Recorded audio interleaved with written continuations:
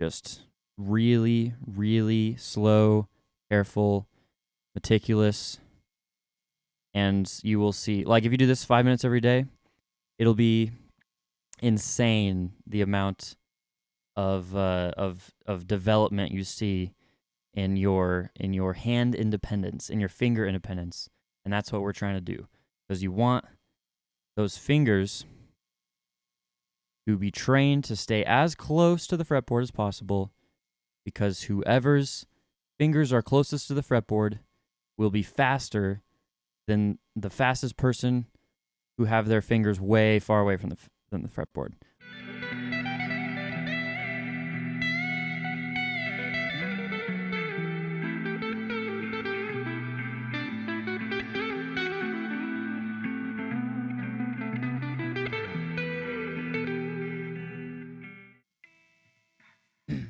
So today I want to talk about something called Finger Isometrics for guitar.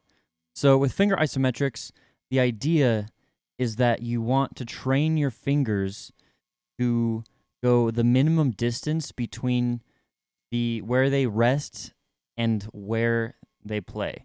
So the minimum distance you can possibly get them to go, right? Because you see a lot of people, they have their fingers way out here, and they're really like Hail Marying. They're kind of shooting in the dark.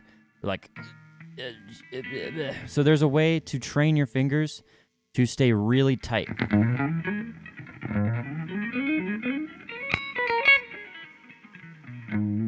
And I mean, mine's not perfect, it's like it takes a long time, but definitely, like, I've done a lot of this. But the fingers that I need for whatever I'm doing next are super close. Like, this is not an exercise where you try to get it faster, right? This is an exercise where you try to get it more and more accurate and precise. And the more that you do that, the more accurate, precise you get. Like you get your fingers closer, you get more comfortable hand position, because you're doing it slowly and mindfully, very carefully. So this is called guitar finger isometrics, right? So basically, you have the basic spider walk pattern: 1, 2, 3, 4, and up, and 4, 3, 2, 1 down. Right? So it's a variation on that, right? So you take each finger. So let's say we're starting with the first finger on here, right? Right now I'm on 5th fret, which is A on the E string. So I take that note with my first finger and I hover. It's kind of hard to see, but I hover my fingers just as close as you can get. In fact, experiment with touching the string with each finger, where you're like muting it. You want to know how close you can get before you mute it. Get just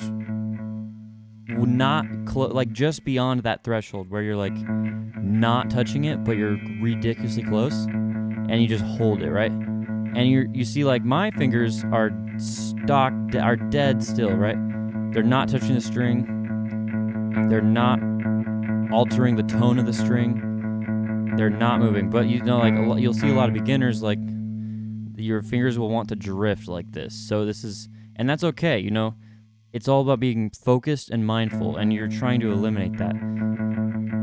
But eventually, you want to keep them. All right, so you want to keep them dead still. All right, just like this. Now, that's the first level. So the next part is about taking each finger and slowly pressing it down, because that's the thing. It's one thing to just keep your fingers still in one spot, but the harder part is to actually move the next finger in the series, which will be 2 in this case, to fret 6, right? You watch your fingers, and you slowly bring your middle finger, your second finger, in without moving your other fingers, right? Because this is all about finger independence. It's not just about speed. It's not just about, how close you can keep your fingers to the fretboard. That's another thing I should say. Overall speed is determined by how close you can keep your fingers to the fretboard, right? Like, 2 people with the exact same top speed of their fingers, the person who has their fingers closest to the fretboard will win, will beat the person, the other person. Even though their fingers are exactly the same speed, the person whose fingers are closer and trained better will win. All right, so that's a key concept. So what you do, right, it's not just about that. It's about independence also. So those are the two key aspects of this. So you have your second finger down now, and you still have two hovering, right? So that was the easy one. It's the third and fourth fingers that want to follow each other the most and that have to be trained the most. So as you put your third finger down, you keep your pinky. And the whole time you're keeping not just the pinky still, but the pinky as still while being as close to the fret or to the string as humanly possible. And this is not easy. And then, and it's not about getting faster. It's just about getting better at it. And the more you get better at it, the faster you'll get at regular spider walks. Because regular spider walks, are kind of designed eventually to be sped up to your like maximum speed you can do while still being accurate.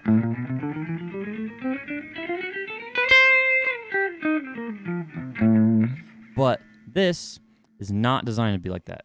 In fact, the slower you go, the better. In fact, the better you get, the slower you should go, just to really drive that home. Anyway, so you got, your fingers.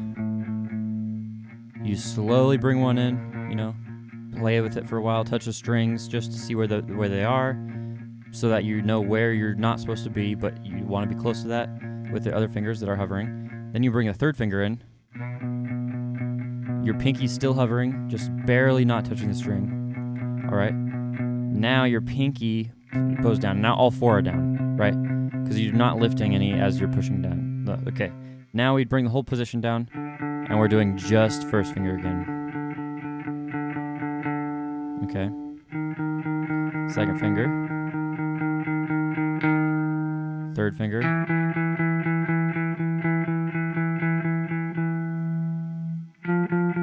Fourth finger.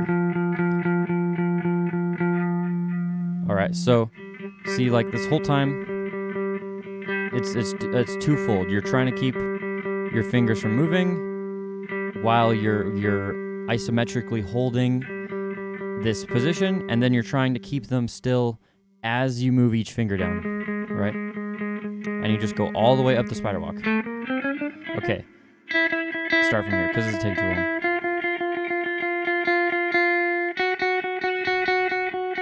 But yeah, I would do this up and down once a day. And go even slower than this. I'm just exaggerating for the sake of the video and education. All right. Now, way back down. You thought that was hard. Try pulling off your fingers without moving any other fingers. So 4. I'm not singing that. Forget I just did that. Okay, 4. Lift pinky off, but not crazy off, just barely off, where it's just barely touching the string. Barely not touching the string. Just millimeters, slit hair's width. All right. Then, this is the hard one.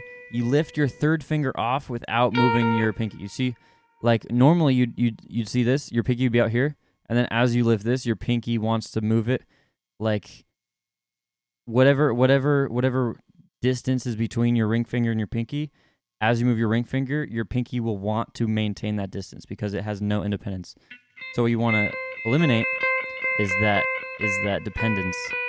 So you take the pinky off, you take the ring finger off. You almost have to apply force with the pinky forward as your ring finger is lifting in order to not have it move, right? Because it's not just about it's about maintenance, right? So you want your pinky to not move, but since it wants to go back, you have to push it forward, all right?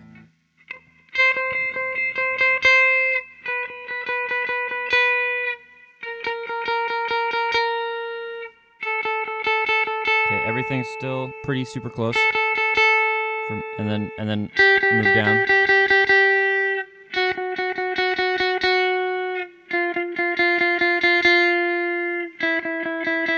And it's super boring and super tedious, And that's why it's awesome. All